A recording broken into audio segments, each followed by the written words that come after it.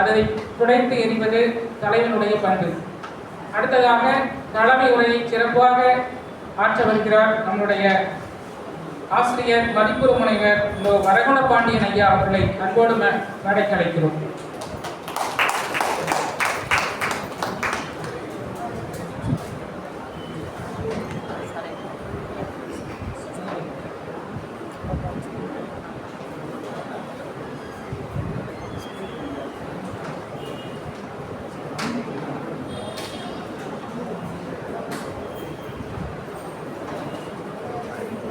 வாழும்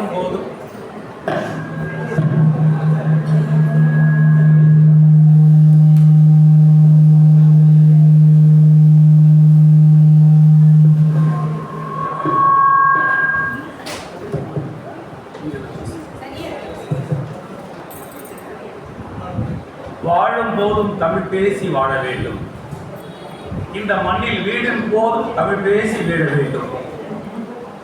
என்னை ஈன்ற பெற்றோர்க்கும் கல்வி தனை ஈன்ற சான்றோர்க்கும் வாய்ப்பீன்ற திருச்சபையும் இங்கே நான் இருக்க காரணமாகக்கூடிய இனிய மாணவ செல்வங்களை வணங்கி எனது தலைமுறையை நிகழ்த்த விரும்புகிறேன். ஆசிரியர் தின விழா செப்டம்பர் 5 தேசிய அளவில் முடிஞ்சாச்சு. அக்டோபர் 5 உலக அளவிலே முடிந்தாச்சு. எப்பவுமே இந்த சரஸ்வதி பூஜை கூப்பிடுவாங்க பார்த்தீங்களா? சரஸ்வதி பூஜை கூப்பிடும் போது ஒரே நாள்லயே எல்லா கடையிலையும் போட்டோம்னா அந்த பொறி ருசிக்காது. ஒன்று மற்றவங்க போடுறதுக்கு முந்தி ஒரு நாள் போட்டால் ஜனம் நம்ம கிட்ட வருவாங்க, அந்த பொறி ருசிச்சு சாப்பிடுவாங்க. அப்படி இல்லைன்னு சொன்னோம்னா ஒரு நாள் 5 நாள் கழிச்சு ஆயுத பூஜை கூப்பிட்டோம்னா அங்கே ஜனம் வருவாங்க, பொறி ருசி சாப்பிடுவாங்க. இந்த டெக்னிக்கு மதிப்புரு என்னை மதிப்புருவாக மாற்றிய வெங்கடேசன் ஐயாவுக்கு எப்படி தெரிஞ்சதுன்னு எனக்கு தெரியல. மிக அழகா நம்ம எப்பவுமே அக்டோபர் 2 தான் வைப்போம். அக்டோபர் 2 கூட வைக்காம இந்த அக்டோபர் 11 வச்சிருக்கிறாரு. அப்ப என்னன்னா எல்லாம் அடங்கிட்டோம். நம்முடைய நிகழ்வு மிக சிறப்பாக அமைய வேண்டும் என்ற புத்திசாலித்தனத்தோடு இந்த விழாவை இன்று நடத்துகின்ற மரியாதைக்குரிய வெங்கடேசன் ஐயா அவர்களை வணங்கி என்னுடைய உரையை துவங்குகிறேன். இந்த நிகழ்ச்சிக்கு வரவேற்புரை நிகழ்த்திய மரியாதைக்குரிய ஒருங்கிணைப்பாளர் அவர்களே, வரவேற்புரை ஆற்றுவதற்காக வந்த சித்தலாதேவி அம்மா கீழே இருக்கிறார். ஆமா, மரியாதைக்குரிய திருக்குறளையும் சித்தலா அம்மாவை பிரிக்க முடியாத திருக்குறள் செல்வி சித்தலாதேவி அம்மையார் அவர்களே, இந்த மேடையில் அமர்ந்திருக்கக்கூடிய என்னோடு கவிதை தளத்தில் பயணித்துக் கொண்டிருக்கக்கூடிய புதுகை அம்மா அவர்களே, அடுத்தது கலைச்செல்வி அம்மா அவர்களே,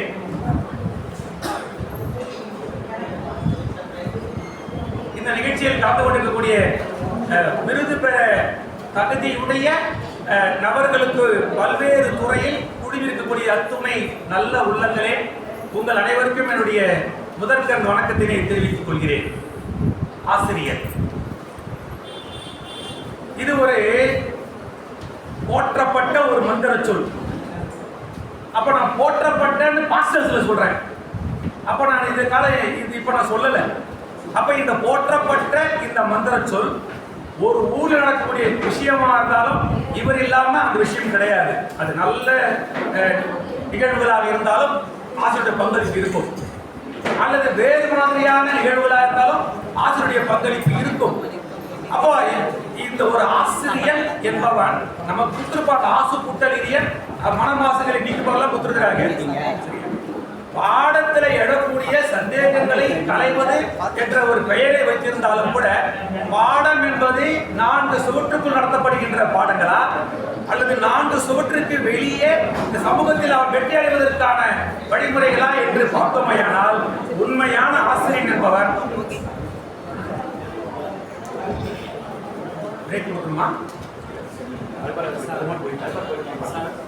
ஆசிரியர் நிலைமை இப்படிதான். பாடம் நடத்திக்கிட்டே இருப்பாங்க. எச்எம் கூப்பிடுவாரு, உன் பையன் கப்பூஸ் போயிட்டாங்க, எமிசில போச்சியா போட்டல சொல்லி டிவாசல் தகவல் வந்துருக்குது, ஏவாசல் தகவல் வந்துருக்கு சொல்லுவாங்க. நான் போனேன் கேட்டேன், அவன் போனேன்னு சொல்றான், போகலன்னு சொல்றான், நான் என்ன பண்றது கேட்பாங்க. அப்படியா அவன் போனா போட்டுன்னு சொல்லி அமைச்சிருவாங்க.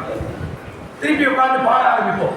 இந்த நிறைய அழகா பார்த்தோம்னா அந்த கிராமத்துல ஒரு திருவிழாவுக்கு ஒரு பெரிய ஒரு அறிஞர் புலவரை கூப்பிட்டு கலா கலெக்ஷன் பண்ண சொல்லுவாங்க. அவர் வருவார், வந்து மேடையில் உட்காருவார். வந்து மேடையில் உட்கார்ந்து அழகர பார்வதிபதே அப்படின்னு ஆரம்பிப்பார்.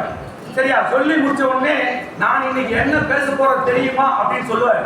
உடனே ஐயா வந்துட்டார் கூப்பிட்ட தலைவர் வந்துட்டார். அப்ப தலைவர் வந்த பேர் என்ன பண்ணாங்க, தலைவர் கலந்து போடுறது எல்லாம் செய்வாங்க. திருப்பி ஆரம்பிக்கலாம்னு பார்த்தோன்னா திருப்பி கொஞ்சம் அழகர பார்வதிபதே அப்படின்னு தப்புன்னு வெட்டி வெடிக்கும். பூத்தலைவர் வந்துட்டாருவாங்க. கோல்டே முடிஞ்சுவிடும், அழகர பார்வதிபதியில தான் இருப்பார். அந்த மாதிரி இங்க இருக்கக்கூடிய ஆசிரியர் பெருமக்களுடைய மனசாட்சி தொட்டு பார்த்தோம்னு வச்சுக்கீங்களேன், எந்த ஆசிரியர் இன்றைய பொழுது பள்ளிக்கூடத்துக்கு வகுப்பறைக்கு சென்று நாம் என்ன திட்டமிட்டு இருக்கிறோமோ அதை முழு நடத்தி வந்துருக்கோமா? எங்க சிஓ ஒரு மீட்டிங்ல இப்போ எஸ்ஐடிபி ஒரு காலம் வந்திருக்குது. மாணவர்களை அவருடைய மூளையை வணிகத்தில் தோங்கணும். வணிகத்தில் அவங்க இன்வெஸ்ட் பண்ணிட்டு அவங்க ஒரு புதிய கண்டுபிடிக்கணுமா, அதை கண்டுபிடிச்சிட்ட பிறகு அதில் வந்து ப்ரொஜெக்ஷன் கொடுக்கணுமா, அதில் செலக்ட் ஆகிறவங்களுக்கு நிறைய அமௌண்ட் கொடுப்பாங்கன்னு சொல்லி ஒரு திட்டம் கொண்டு வந்தாங்க. இப்போ அது முடிஞ்சு போச்சு. அறிவியல் ஆர்வமுள்ள மாணவர்களை கண்டறிஞ்சு இன்னைக்கு லிஸ்ட் எடுக்கணுமா. அதில் பார்த்தீங்கன்னா பள்ளிக்கூட லெவல் எடுப்பாங்களாம். அதுக்கப்புறம் பார்த்தீங்கன்னா 1000 பேர் மாநில அளவில் ஒரு 1000 பேர், அப்புறம் நேஷனல் லெவலில் 100 பேர், அப்புறம் 10 பேர் எடுப்பாங்களாம். எப்போ பண்றத கேட்டேன் சார், we are ready. நாங்க எது கொடுத்தாலும் செய்ய தயாரா தான் இருக்கிறோம், ஆனா எங்களுக்கு டைம் கொடுக்கல. நம்முடைய ஆஸ்தான நகைச்சுவை வள்ளல் சம்பத்தையா வந்திருக்கிறாரு. அவர்களையும் வணங்கி என்னோட உரையை தொடர்கிறேன். அதை முதல் வீட்டில் கேட்டேன் நான், சார் பாடம் நடத்துறோம், ஓகே, டெஸ்ட் வைக்கிறோம், ஓகே, எம்இசியில் வந்து அப்டஸ் போடுறோம், ஓகே, அதுக்கப்புறம் பார்த்துட்டு சொன்னா யாரெல்லாம் வரல பொட்டன்ஷியல் ட்ராப் அவுட் ஒன்று இருக்கு. பொட்டன்ஷியல் ட்ராப் அவுட் என்னன்னா அவன் 4 நாள் வரலன்னு சொல்லணும், அப்போ தேடணுமா. என் கிளாஸ்ல குமார் ஒரு பையன் இருக்கான், 6 மாசம் ஆளே காணும். அவன் வீட்டுக்கு போனேன், அவன் எங்க போயிருக்கு தெரியலன்ட்டாங்க. திரும்பி வந்துட்டேன், மறுபடியும் ஆப்ஷன் போட்டுட்டே வந்தோம். திருப்பி கேட்கறேன், குமார் ஒரு பையன் வர பாருங்கன்றாங்க. திருப்பி போய் என்ன பண்ண, அடுத்த வேற வழி இல்லாம அந்த கூரைக்கு முன்னாடி செல்ஃபி எடுத்துக்கிட்டேன். கூரைக்கு செல்ஃபி எடுத்து கூட்டு போட்டுருக்குது. அதை கூட்டு போட்டதுக்கு அப்புறமா அதை அனுப்புறேன். அப்பதான் என்ன சொல்றாங்கன்னா எக்ஸிட் போர்ட்ல தள்ளுன்னு சொல்றாங்க. ஒரு பையன் இங்க பாஸ் பண்ணிட்டு வெளியே ஸ்கூல் போயிட்டான், ஆனா அங்க போன இடத்துல தள்ளல, ஆனா எங்க கணக்கிலே வருது. அவன் போய் 6 மாசம் ஆகுது, இன்னும் உங்ககிட்ட தான் வரான், அவன் டிராப் அவுட்னு சொல்றாங்க. இப்ப பாத்தீங்கன்னா அதான் சார்ட்டு பேசிட்டு சொன்னேன், இது கல்விதான்.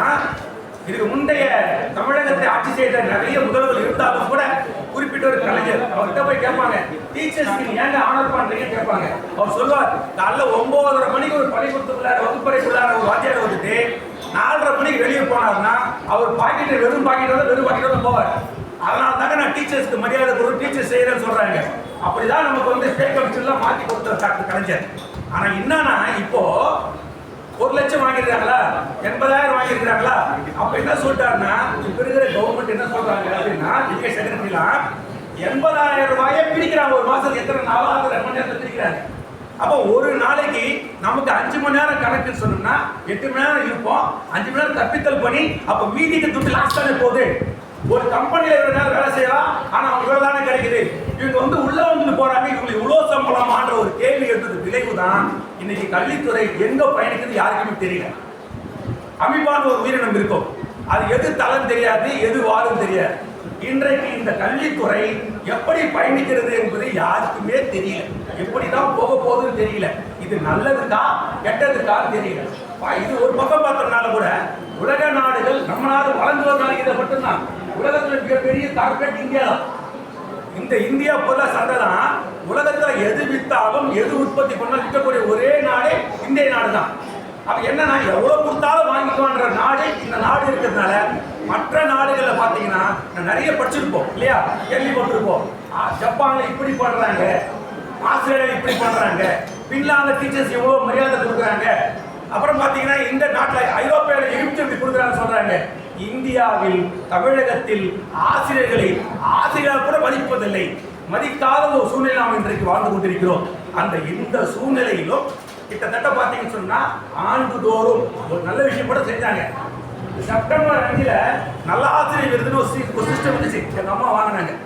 நல்ல ஆசிரியர் விருது சொல்லிட்டு வாங்கியிருக்கிறாங்க. ஏன்னா யார் ஐடியா கொடுத்தாங்களோ தெரியல. அது 96 என்ன பண்றா மூட்டாங்க. நல்ல ஆசிரியர் மூடிட்டு ராதாகிருஷ்ணன் விருது சொல்லி கொடுக்குறாங்க. இந்த விருது கொடுக்கும் போது 1962 ராதாகிருஷ்ணனை பாராட்டுறதுக்கு அந்த பசங்களை எல்லாரும் வந்து போகும்போதே என்ன பேர் சொல்லாத டீச்சர்ஸ் ஆனர் பண்ணு சொல்லி கொண்டு வந்த இந்த திட்டம் இன்னைக்கு என்ன ஆகி போச்சுன்னா டீச்சர்ஸ் நல்ல ஆசிரியர் வேணாம், அதுக்கு என்ன ராதாகிருஷ்ணன் விருது சொல்லி கொடுத்துடுறாங்க. அந்த வகையில தமிழ்நாட்டில் 396 பேர் கொடுத்துருக்காங்க. இந்த 396 பேர் எப்படி வாங்குறாங்கன்னு எல்லாருக்கும் தெரியும். ஒன்றே, சங்கங்கள் இருக்க வேண்டும்.